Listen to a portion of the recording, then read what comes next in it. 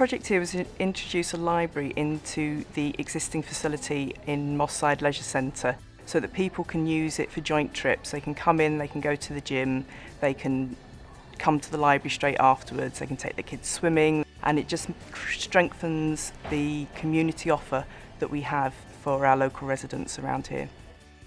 Visitor numbers are up 32% on the previous year, and the whole work that we've done has been really, really well received by local residents. It's much more welcoming, much more friendly, it's a comfortable space to be in.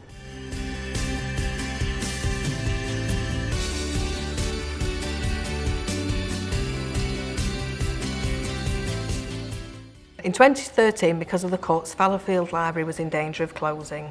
The local community were very upset by this because they really valued their library.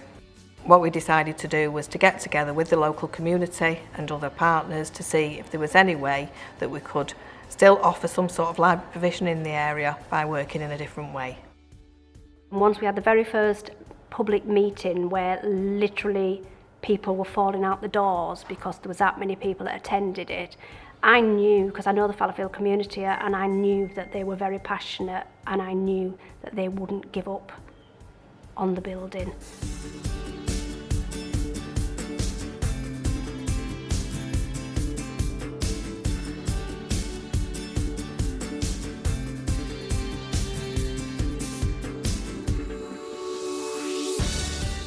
So Parklife is great because it allows families in Manchester to get out into their local parks and take part in fun, free, informal activities. So we have a whole host from buggy boot camp to family fun fishing happening across Manchester. So today's group is an older people's walking group. They go around the park walking and then doing intermittent exercises. We find that the walking and the exercise is a really great blend. It's very helpful for me because I had a stroke 6 years ago, and effectively, this is getting me back to fitness, which I really like.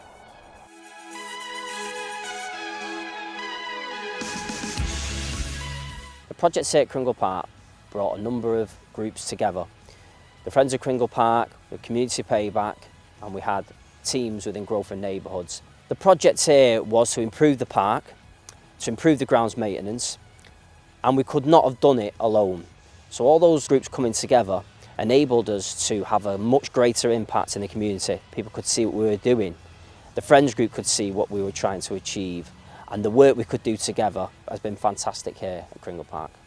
The impact on Kringle Park environmentally has been that it's a much safer place to be, it's much greener, and people want to come into the park and enjoy it for what it should be.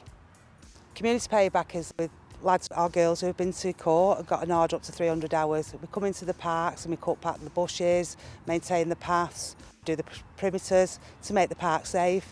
And they're giving back into the community what we expect them to do. The offenders get a lot out of it because some of their kids will come into the park and enjoy it, and they'll stroll during the weekend with their partners and everything.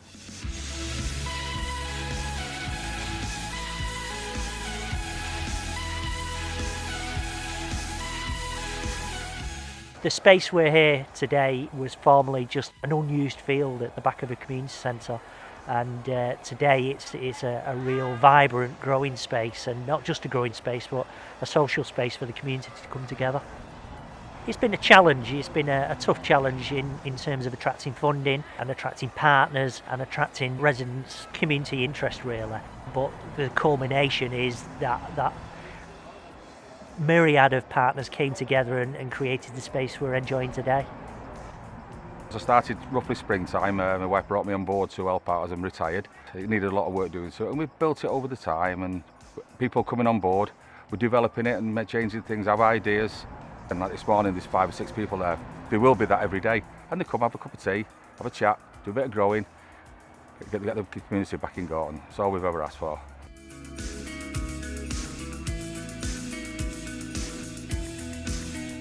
It's been very successful. Residents are now understanding how to use the service, and because of the results of that, we are now going to expand it to the rest of the area to make sure we can get everybody on board to recycle the food.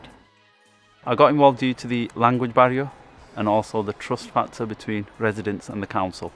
I decided to round up a lot of residents. We got together, had a meeting with Julie, and from there went forward with the project, knocking on everyone's doors, trying to understand what the problems were, why people weren't recycling, what issues they had, and then we addressed the concerns. We had the Conservative Party conference at the GMEX Centre, closely followed by the visit of the President of China to Manchester Town Hall, which was really history in the making. The city centre to me is a shop window, the place that people see. So cleanliness and maintaining the appropriate standards are so important. Everything passed off beautifully, but there was extra work and responsibilities for all of us. But looking at Albert Square on the morning of the President's visit, I felt really proud, and felt proud that in a small way I had made a difference and that my team had made a difference.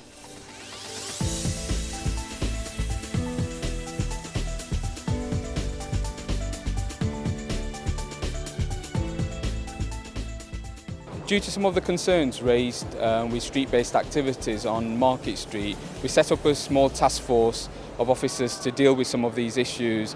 Since we've been doing the operation, we've seen a significant drop in numbers of peddlers operating on Market Street, which has resulted in obviously less complaints and also a pleasant experience for visitors and also shoppers on Market Street.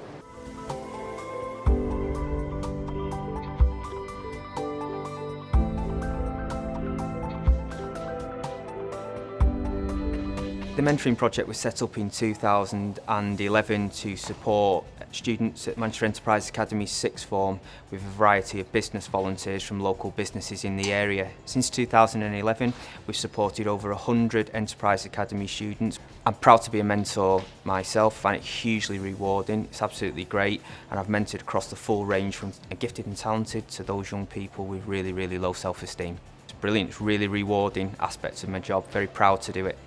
It was quite weird for me to talk with someone new about myself, my future. I wasn't sure about what I want to do, so she arranged me to take part of an interview. It was really nice because I saw how police officers are judging the clients, and I found out about myself something there, that I have an eye for body language. Because of my mentor, now I'm gonna study criminal psychology. I would really recommend to everybody to do this, honestly.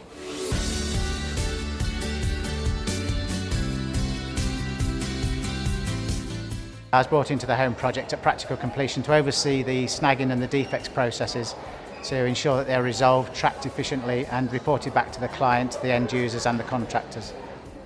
It was executed very well. I mean, it's a stunning building, this, world class.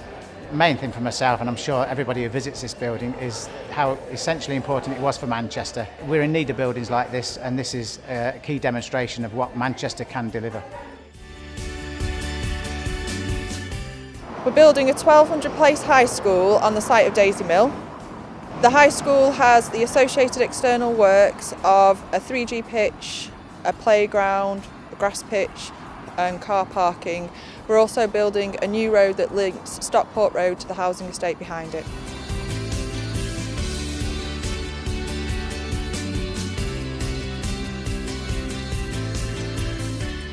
Manchester City Council have been involved in overseeing and drawing together all partners in this collaborative project. The project has brought empty homes back into use, but most importantly, it's created a community for veterans to feel supported by each other and part of an existing community.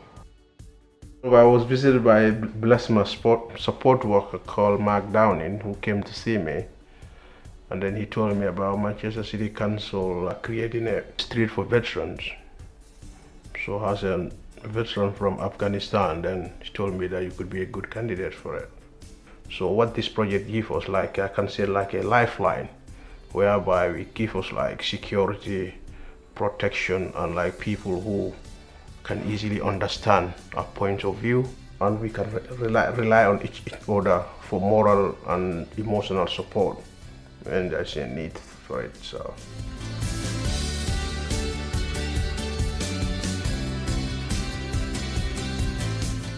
Growth and excellent transport infrastructure are interlinked. As a consequence, in Manchester, we're investing heavily in infrastructure at this present time. A good example is this scheme behind us, which is part of the bus priority package. It's more than just a bus route though, it's also a segregated cycle routes running from the city centre, linking into some more very vibrant communities to the south of the city.